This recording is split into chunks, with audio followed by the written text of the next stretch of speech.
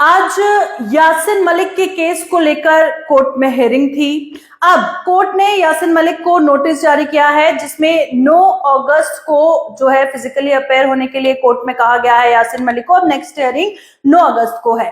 पर आपको बता दें कि आज की हियरिंग में क्या कुछ हुआ। आज एनआईए ने यासिन मलिक को ओसामा बिन लादेन के साथ कंपेयर किया। उन्होंने कहा कि जो यूएस ने ओसामा बिन लादेन के साथ किया वो बिल्कुल सही था और ओसामा बिन लादेन और यासिन मलिक हो एक ही बात है। पर इसी पर जस्टिस जो वहां पर बैठे थे उन्होंने कहा कि ओसामा बिन लादेन और यासिन मलिक एक नहीं हो सकते या उनको कंपेयर नहीं कर सकते, क्योंकि ओसामा बिन लादेन ने कभी भी कोर्ट में ट्रायल फेस नहीं किया था। एनआईए की तरफ से कोर्ट में कहा गया कि जो ट्रीटमेंट यूएस ने ओसामा बिन लादेन को दिया, जो यूएस ने ओसामा बिन लादेन के साथ किया, वही जो है हमें भी यासिन मलिक के साथ करना चाहिए। और क्या कुछ खास रहा, क्योंकि जिस तरह से आप सभी जानते हैं कि एनआईए ने एक प्ली दर्ज की थी कोर्ट में जिसमें उन्होंने कहा था कि यासिन मलिक को डेथ पेनल्टी होनी चाहिए। और इसी के साथ जो एनआईए की तरफ से सोलिसिटर तुषार मेहता थे उन्होंने क्या कुछ कहा यासिन मलिक को लेकर कोर्ट में। आज उन्होंने आर्ग्यू किया कि यासिन मलिक जिस तरह से कई टेररिस्ट एक्टिविटीज में इन्वॉल्व थे, उन्हें उनके केस को rarest of the rare consider करके उन्हें डेथ पेनल्टी देनी चाहिए।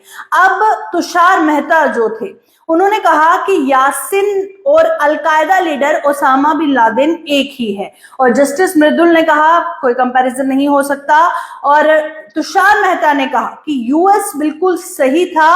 और इसी के साथ आपको बता दें कि एनआईए ने कहा कि अगर इस तरह से हम इसे बख्श देंगे तो एक बहुत ही नेगेटिव मैसेज आगे जाएगा। जो टेररिस्ट हैं उनको लगेगा कि हम कुछ भी कर लें, हमारे लिए रास्ता है कि हमें डेथ पेनल्टी नहीं मिलेगी, तो जरूरत है कि कैपिटल पनिशमेंट यासिन मलिक को देना, क्योंकि वो जिस तरह से गिल्टी हैं। और इसी के साथ आपको बता दें कि ये जैसे पहले जब ये खबर सामने आई कि एनआईए ने प्ली दायर की है कोर्ट में कि यासिन मलिक को डेथ पेनल्टी होनी चाहिए, तो बहुत सारे रिएक्शन सामने आ गए। बड़े सारे पॉलिटिकल लीडर्स के रिएक्शन सामने आए, जैसे कि एनसी की स्पोक्स पर्सन ने कहा कि यासिन मलिक के लिए एक फेयर ट्रायल होना चाहिए, डिसीजन पसंद नापसंद पे नहीं होना चाहिए।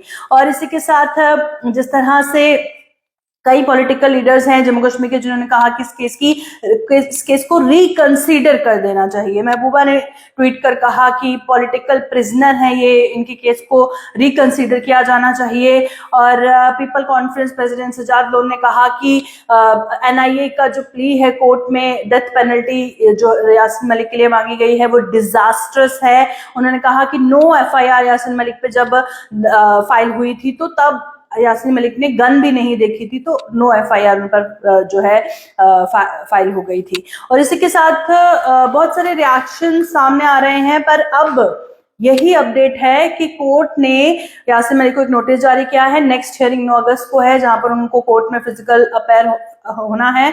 और साथ ही अब क्या कुछ होगा वो आने वाला वक्त ही बताएगा। फिलहाल इस अपडेट में इतना ही। देखते रहिए जी न्यूज़।